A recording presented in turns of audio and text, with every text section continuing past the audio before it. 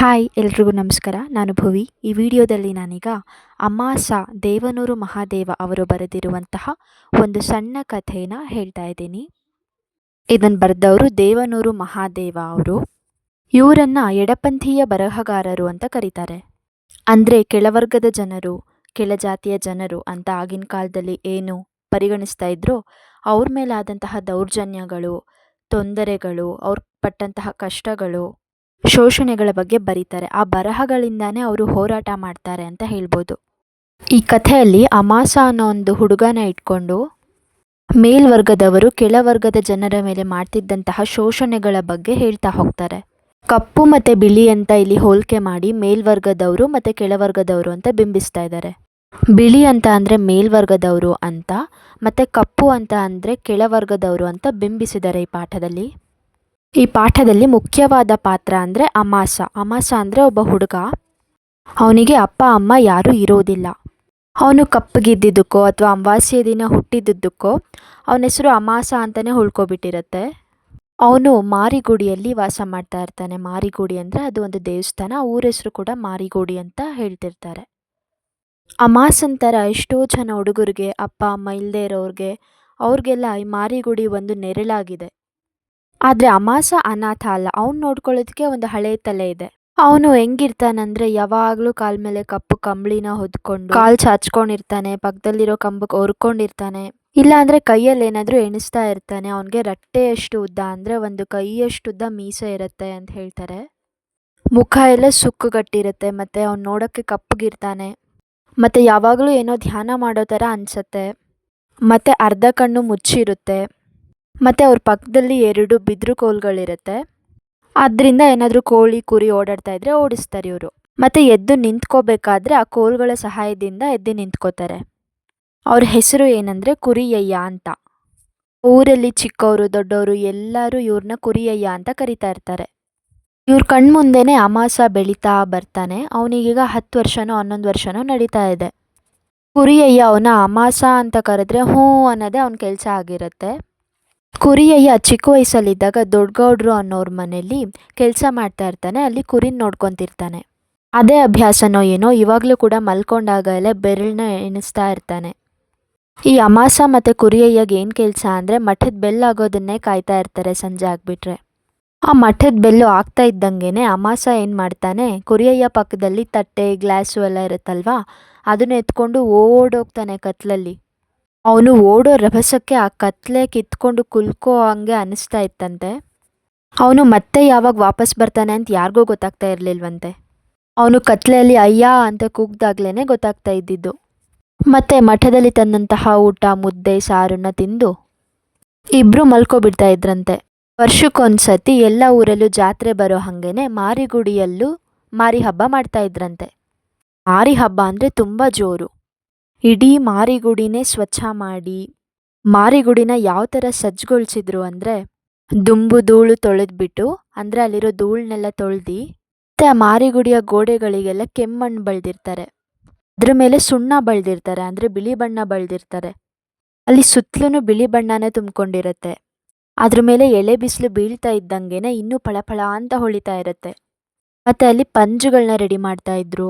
ಪಂಜು ಅಂದರೆ ಒಂದು ದೊಡ್ಡ ಸೌದೆಗೆ ಬಟ್ಟೆ ಅಥವಾ ಏನಾದರೂ ಸುತ್ತಬಿಟ್ಟು ಎಣ್ಣೆ ಎಲ್ಲ ಹಚ್ಚಿ ಅದಕ್ಕೆ ಬೆಂಕಿ ಹಾಕಿದ್ರೆ ದೀಪದ ರೀತಿಲಿ ಇರುತ್ತೆ. ಮತ್ತು ಆ ಮಾರಿಗುಡಿಯ ಅಂಗಳದಲ್ಲೆಲ್ಲ ಏನು ಮಾಡ್ತಾರಂದರೆ ಈ ಬೇರೆ ಬೇರೆ ಬಣ್ಣದ ಕಾಗದಗಳಿರ್ತಾವಲ್ಲ, ಡಿಫ್ರೆಂಟ್ ಕಲರ್ ಪೇಪರ್ಸು, ಅದರಿಂದ ಅಲಂಕಾರ ಮಾಡ್ತಾ ಇರ್ತಾರೆ.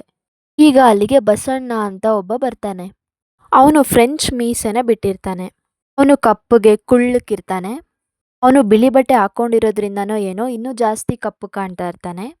ಅವನು ಹಲ್ಲು ಬಿಟ್ಟರೆ ಸಾಕು, ಅವನ ಹಲ್ಲು ಪೂರ್ತಿಯಾಗಿ ಹಳದಿ ಬಣ್ಣ ಪಾಚಿ ಬಣ್ಣ ಥರ ಕಾಣ್ತಿರತ್ತೆ. ಅವನು ಬಂದು ಕುರಿಯಯ್ಯ ಹತ್ರ ಅಯ್ಯ ಅಂತ 2 ಸಲ ಕೂಗ್ತಾನೆ. ಅವನು ಕುರಿಯಯ್ಯನ ಹಿಡ್ಕೊಂಡು ಪಕ್ಕದಲ್ಲಿ ಮತ್ತೆ ಮಲಗಿಸ್ತಾನೆ. ಆಗ ಕುರಿಯಯ್ಯನ ಕಂಬಳಿ ಹೋದ್ರದಾಗ ಕಂಬಳಿಲಿದ್ದಂತಹ ಧೂಳೆಲ್ಲ ಹೊರಗೆ ಬರುತ್ತೆ. ಕುರಿಯಯ್ಯಗೆ ಇದನ್ನೆಲ್ಲ ನೋಡಿ ಅವನು ಚಿಕ್ಕ ವಯಸ್ಸಲ್ಲಿದ್ದಾಗ ಅವನು ಹುಲಿ ವೇಷ ಹಾಕ್ಕೊಂಡು ಕುಣಿತಾ ಇದ್ದಿದ್ದು ನೆನಪಾಗುತ್ತೆ. ಆಗ ಅಲ್ಲಿದ್ದಂತಹ ದೊಡ್ಡೇಗೌಡರು ಇವನ್ನ ನೋಡಿಬಿಟ್ಟು ಅವನ್ನ ಮನೆ ಕರ್ಕೊಂಡೋಗಿ ಊಟ ಬಟ್ಟೆ ಇನಾಮು ನಿಂಗೆ ಏನೇನು ಬೇಕೋ ಅದೆಲ್ಲ ಕೊಡ್ತೀನಿ ನಾನು, ಮನೇಲಿರೋ ಕುರಿ ನೋಡಿಕೊಂಡು ಕೆಲಸ ಮಾಡ್ಕೊಂಡಿರು ಅಂತ ಹೇಳಿಬಿಟ್ಟು ಕರ್ಕೊಂಡೋಗ್ತಾರೆ. ಇಷ್ಟೆಲ್ಲ ಕುರಿಯಯ್ಯಗೆ ನೆನಪಾಗುತ್ತೆ. ಇದೆಲ್ಲ ನಡಿಬೇಕಾದ್ರೆ ಎಲ್ಲೋ ಹೋಗಿದ್ದ ಅಮಾಸ ಮಾರಿಗುಡಿಗೆ ಬರ್ತಾನೆ. ಅವ್ನು ಬಂದಾಗ ಅಲ್ಲಿ ಮಾರಿಗುಡಿಲೆಲ್ಲ ಸುಣ್ಣ ಬಳ್ದಿದ್ರಲ್ವ ಆ ಗೋಡೆಗಳಿಗೆ, ಆ ಬಿಳಿ ಬಣ್ಣಗಳು ಮತ್ತು ಕೆಮ್ಮಣ್ಣು ವಾಸನೆ, ಇದೆಲ್ಲ ಅವನಿಗೇನೋ ಒಂಥರ ಹೊಸ ಅನುಭವ ಕೊಡುತ್ತೆ. ಮತ್ತು ಅಲ್ಲೆಲ್ಲ ಜನ ಗುಂಪು ಕಟ್ಕೊಂಡಿದ್ರಲ್ವ, ಅದನ್ನ ನೋಡ್ಬಿಟ್ಟು ಇವನು ಏನಾಯಿತು ಅನ್ನೋ ಥರ ಇಣ್ಕಿ ನೋಡ್ತಾ ಇದ್ದ. ಮತ್ತೆ ಅಲ್ಲಿಂದ ಬರ್ತಾನೆ, ಕುರಿಯಯ್ಯ ಹತ್ರ ಅಯ್ಯ ಅಂತ ಏನೋ ಹೇಳ್ತಾ ಇರ್ತಾನೆ. ಮತ್ತೆ ಅಲ್ಲೇ ಇದ್ದಂತಹ ತೆಂಗಿನ ಮರ ತೋರಿಸ್ಬಿಟ್ಟು, ನೋಡು ಕುರಿಯಯ್ಯ, ನಿನ್ನ ತೆಂಗಿನ ಮರಗೆ ಎಷ್ಟು ಚೆನ್ನಾಗಿ ಬಣ್ಣ ಬಳ್ದಿದ್ದಾರೆ ಅಂತ ಹೇಳ್ತಾ ಇರ್ತಾನೆ. ಅವ ಕುರಿಯಯ್ಯ ಹೇಳ್ತಾನೆ, ನನ್ನ ವಯಸ್ಸಲ್ಲಿದ್ದಾಗ ತಂದು ನೆಟ್ಟಿದ ಮರ ಇದು, ನಂದು ಅಂತ ಒಂದು ಮರ ಇರಲಿ ಅಂತ ಯಾರೋ ಮಾಟ ಮಾಡಿ ಬಿಸಾಕಿದ ಕಾಯಿನ ತಗೊಬಂದು ನೆಟ್ಟಿದ್ದು ನಾನು ಅಂತ ಹೇಳ್ತಾನೆ. ಅವಾಗ ನೋಡು ನನ್ನ ಕಣ್ಣು ಮುಂದೆನೇ ಎಷ್ಟು ಉದ್ದ ಬೆಳೆದು ನಿಂತಿದೆ ಅಂತ ಹೇಳ್ತಾನೆ. ಆಮೇಲೆ ಮಾರಿಗುಡಿ ಹತ್ರ ಎಲ್ಲ ತುಂಬ ಜನ ನೆಂಟರು ಬರೋಕ್ಕೆ ಶುರು ಮಾಡ್ತಾರೆ. ಅವರೆಲ್ಲ ಊರಿಗೆ ಹೋಗ್ಬೇಕಾದ್ರೂ ಒಂದ್ಸಲ ಮಾರಿಗುಡಿ ಕಡೆ ತಲೆ ಹಾಕ್ಬಿಟ್ಟೆ ಹೋಗೋದು. ಮತ್ತು ಅಲ್ಲೆಲ್ಲ ಜಾತ್ರೆ ನಡೀತಾ ಇದ್ರೂ ಅಲ್ಲಿ ಜನ ಎಲ್ಲ ಗುಂಪು ಮಾಡಿ ಕೂತ್ಕೊಂಡು ಲಾ ಹೊಡಿತಾ ಇರ್ತಾರೆ, ಅಂದರೆ ಹರಟೆ, ಅಂದರೆ ಎಲ್ಲ ಗಾಸಿಪ್ ಮಾಡ್ತಾ ಇರ್ತಾರೆ ಅಂತ. ಹಿಂದೆ ಆ ಊರಲ್ಲಿ ಏನು ಜಗಳ ಆಗಿತ್ತು, ಇವಾಗ ಏನು ಜಗಳ ನಡೀತಿದೆ ಅಂತ. ಈ ಸಂದರ್ಭದಲ್ಲಿ ಬಸಣ್ಣ ಹೊರಗಡೆ ಜೋಳದ ಕಂತೆಗೆ ಬೆಂಕಿ ಹಚ್ಕೊಂಡು ತಮಟೆನ ಎದೆ ಏರಿಸ್ತಾ ಇರ್ತಾನೆ. ಎದೆ ಏರಿಸೋದು ಅಂದರೆ ಚೆನ್ನಾಗಿ ನಾದ ಬರೋ ಹಾಗೆ ಕಾಯಿಸಿ ಸೆಟ್ ಮಾಡೋದು ಅಂತ. ಈ ಶಬ್ದ ಕೇಳ್ತಾ ಇದ್ದಂಗೆ ಅಲ್ಲಿದ್ದ ಜನರು, ಮಕ್ಕಳು ಎಲ್ರೂ ಅವನು ತಮಟೆ ಬಡಿಯೋದಕ್ಕೆ ಶುರು ಮಾಡ್ತಾನೆ. ಎಲ್ಲರೂ ಕುಣಿಯೋದಕ್ಕೆ ಶುರು ಮಾಡ್ತಾರೆ. ಆ ತಾಳಕ್ಕೆ ತಕ್ಕಂತೆಯೇ ಬಸಣ್ಣ ಕೂಡ ಹೆಜ್ಜೆ ಹಾಕ್ತಾ ಇರ್ತಾನೆ. ಅಮಾಸ ಅಂತೂ ಯಾರೋ ಅವನು ಕುಣಿಯೋದಕ್ಕೆ ಹೇಳ್ಕೊಟ್ಟಿದ್ದಾರೇನೋ ಅನ್ನೋ ರೀತಿಯಲ್ಲೇ ಜೋರಿಗೆ ಹೆಜ್ಜೆ ಹಾಕ್ತಾ ಇರ್ತಾನೆ. ಇದೇ ಸಂದರ್ಭದಲ್ಲಿ ಬಂಗಾರಿ ಅನ್ನೋ ಹೆಂಗಸು ಅಮಾಸನನ್ನೇ ದಿಟ್ಟಿಸಿ ನೋಡ್ತಾ ಇರ್ತಾಳೆ. ಬಂಗಾರಿಗೆ ಮದುವೆ ಆಗಿ 8-10 ವರ್ಷ ಆಗಿದ್ರೂ ಮಕ್ಕಳಿರೋದಿಲ್ಲ. ಅವಳು ಎಲ್ಲ ರೀತಿಲಿ ಪ್ರಯತ್ನ ಮಾಡಿಬಿಟ್ಟಿರ್ತಾಳೆ. ಅವ್ರ ಗಂಡ ಅಲ್ದಿರನೇ ಬೇರೆ ಗಂಡಸರ ಜೊತೆನೂ ಅವಳು ಸಂಬಂಧ ಇಟ್ಕೊಂಡು ಎಲ್ಲ ಪ್ರಯತ್ನ ಮಾಡಿಬಿಟ್ಟಿರ್ತಾಳೆ. ಮಕ್ಕಳಾಗಲಿ ಅಂತ ಅವಳೆಲ್ಲ ರೀತಿಲಿ ಪ್ರಯತ್ನ ಮಾಡಿದ್ರೂ ಕೊನೆಗೆ ಮಕ್ಕಳೇ ಆಗಿರೋದಿಲ್ಲ. ಬಂಗಾರಿ ನೋಡೋಕೆ ತುಂಬ ಚೆನ್ನಾಗಿರ್ತಾಳೆ, ತುಂಬ ಸುಂದರವಾಗಿರ್ತಾಳೆ. ಅವಳ ವಯಸ್ಸಿನ ಬೇರೆ ಹೆಣ್ಮಕ್ಳೆಲ್ಲ ಸ್ವಲ್ಪ ವಯಸ್ಸಾದಂಗೆ ಕಾಣ್ತಾರೆ. ಆದರೆ ಇವಳಿಗೆ ಇವಾಗಲೂ ಕೂಡ ಇನ್ನೊಂದು ಮದುವೆ ಮಾಡ್ಬೋದು, ಅಷ್ಟು ಚೆನ್ನಾಗಿರ್ತಾಳೆ. ಈ ರೀತಿ ಇರಬೇಕಾದ್ರೆ ಒಬ್ಬರು ಯಜಮಾನರು 2 ಕೊಬ್ಬಿದ ಕುರಿಗಳನ್ನ ಎಳ್ಕೊಂಡು ಕರ್ಕೊಬರ್ತಿರ್ತಾರೆ. ಅವಾಗಲ್ಲಿ ಒಂದಾಗಿದ್ದ ಗುಂಪು 2 ಭಾಗ ಆಗುತ್ತೆ. ಇದೇ ಸಂದರ್ಭದಲ್ಲಿ ಅಲ್ಲಿ ದೇವಸ್ಥಾನದ ಬಾಗಿಲುಗಳು ತೆರೆದೇ ಇರುತ್ತೆ. ಅದರೊಳಗೆ ದೇವ್ರದ್ದು ಬೆಳ್ಳಿ ವಿಗ್ರಹ ಇರುತ್ತಲ್ವ, ಅದೆಲ್ಲ ಪಳಪಳ ಅಂತ ಹೊಳಿತಾ ಇರುತ್ತೆ. ಇದೇ ಸಂದರ್ಭದಲ್ಲಿ ಮಂಡಿಯಿಂದ ಮೇಲಕ್ಕೆ ಸೊಂಟದಿಂದ ಕೆಳಕ್ಕೆ ಆ ಬಟ್ಟೆ ಹಾಕೊಂಡಿರೋ ಒಬ್ಬ ವ್ಯಕ್ತಿ ಬರ್ತಾನೆ. ತೀರ್ಥ ಇಟ್ಕೊಂಡು ಕುರಿಗಳ ಹತ್ರ ಬರ್ತಾನೆ. ಕುರಿ ಮುಂದೆ ಬಂದು ಅದು 2 ಕತ್ತಿಗೂ ಹೂವು ಹಾಕ್ಬಿಟ್ಟು ಏನೇನೋ ಮಂತ್ರ ಹೇಳೋಕ್ಕೆ ಶುರು ಮಾಡ್ತಾ ಇರ್ತಾನೆ. ಪಟ ಅಂತ ಮಂತ್ರ ಹೇಳ್ಕೊಂಡು ಏನಾದರೂ ತಪ್ಪಿದ್ರೆ ಹೊಟ್ಟೆಗೆ ಹಾಕೊಳ್ಳವ ತಾಯಿ ಅಂತ ಬೇಡ್ಕೊತಾನೆ. ಒಪ್ಕೊಬಿಡವ್ವ ಅಂತ ಜೋರಾಗಿ ಕಿರ್ಚಿ ಹೇಳ್ತಾನೆ. ಅದಾದಮೇಲೆ ಆ ದೇವಸ್ಥಾನದ ಸುತ್ತ ಕುರಿಗಳನ್ನ 3 ರೌಂಡ್ ಕರ್ಕೊಂಡು ಹೋಗ್ತಾರೆ. ಅಮಾಸ ಅಂತರ ಎಷ್ಟೋ ಜನ ಹುಡುಗರು ಅದ್ರ ಹಿಂದೆ ಹೋಗೋಕ್ಕೆ ಶುರು ಮಾಡ್ತಾರೆ. 3 ರೌಂಡ್ ಸುತ್ತು ಬಂದಮೇಲೆ ಒಬ್ಬ ಚಾಕು ಹಿಡ್ಕೊಂಡು ಕುರಿನ ಸಾಯಿಸೋದಕ್ಕಂತ ಕಾಯ್ತಾ ಇರ್ತಾನೆ. ಏನೋ ಮಾಡ್ತಾರೆ ಅಂತ ಅಮಾಸ ನೋಡ್ತಾ ಇರ್ತಾನೆ. ಅವಾಗ ಚರಕ್ ಅಂತ ಕುರಿನ ಕತ್ತರಿಸ್ಬಿಡ್ತಾರೆ. ಅಲ್ಲಿ ಯಾರೋ ಒಬ್ಬ ಇದ್ದವನು ಆ ಕುರಿ ಕತ್ತಲ್ಲಿ ಹೂವು ಇತ್ತಲ್ವ, ಫುಲ್ ರಕ್ತ ಆಗಿತ್ತದು. ಅದನ್ನ ತಗೊಂಡು ಅಮಾಸನ್ ಕತ್ತಿಗೆ ಹಾಕ್ಬಿಟ್ಟು ಕುಣಿ ಅಂತ ಜೋರಿಗೆ ಹೇಳ್ತಾನೆ. ಅಮಾಸಕ್ಕೆ ತುಂಬ ಭಯ ಆಗ್ಬಿಡುತ್ತೆ. ಅಲ್ಲಿಂದ ಓಡೋಗ್ಬಿಡ್ತಾನೆ. ರಾತ್ರಿ ಕಣ್ಮುಚ್ಚಿದ್ರೂ ನಿದ್ದೆ ಬರೋದಿಲ್ಲ. ಅವ್ನು ಮಲ್ಗೋದಕ್ಕೆ ಅಂತ ಕಣ್ಣು ಮುಚ್ಚಿದ್ರೆ ಸಾಕು, ಆ ಕುರಿನ ಸಾಯಿಸ್ತಾ ಇದ್ದಿದ್ದು, ಆ ದೇಹ ಒಂದು ಕಡೆ ಕತ್ತೊಂದು ಕಡೆ ಒದ್ದಾಡ್ತಾ ಇದ್ದಿದ್ದೇ ನೆನಪಾಗ್ತಾ ಇರುತ್ತೆ. ಅದೇ ಅವ್ನ ಕಣ್ಮುಂದೆ ಬರ್ತಾ ಇರುತ್ತೆ. ಮುಂದಕ್ಕೆ ಹೊಸ ಪಾತ್ರ ಬರುತ್ತೆ. ಅವನ ಹೆಸರು ರೈಲ್ವೆ ಗ್ಯಾಂಗ್ಮನ್ ಸಿದ್ದಪ್ಪ ಅಂತ. ಕುಡ್ದಿರೋ ಅಮಲಲ್ಲಿ ಅಂದರೆ ಕುಡ್ದಿರೋ ನಶೆಯಲ್ಲಿ ಬಿಳಿ ವರ್ಗದ ಜನರು, ಅಂದರೆ ಇಲ್ಲಿ ಸ್ವಲ್ಪ ಮೇಲ್ವರ್ಗದ ಜನರ ಬಗ್ಗೆ ಬೈಕೊತಾ ಇರ್ತಾರೆ. ಇದೆಲ್ಲ ಇವ್ರ ಪಾತ್ರದಲ್ಲಿ ವ್ಯಕ್ತ ಆಗಿರುತ್ತೆ. ಅವನು ಅವತ್ತು ಜಾತ್ರೆ ಆಗಿರೋದ್ರಿಂದ ಚೆನ್ನಾಗಿ ಕುಡ್ದಿರ್ತಾನೆ. ಕುಡ್ದಿದ್ದ ಕಾರಣಕ್ಕೋ ಏನೋ ಅವನಿಗೆ ನಡೆಯೋದಕ್ಕೆ ಆಗ್ತಾ ಇರಲ್ಲ. ಒಂದು ಕೋಲನ್ನು ಊರ್ಕೊಂಡು ನಡ್ಕೊಂಡು ಹೋಗ್ತಾ ಇರ್ತಾನೆ. ಎಲ್ಲೆಲ್ಲಿ ಲೈಟ್ ಕಂಬ ಕಾಣುತ್ತೋ ಅಲ್ಲೆಲ್ಲ ಬಲ್ಬ್ನ ಜೋರಾಗಿ ಹೊಡಿತಾ ಇರ್ತಾನೆ.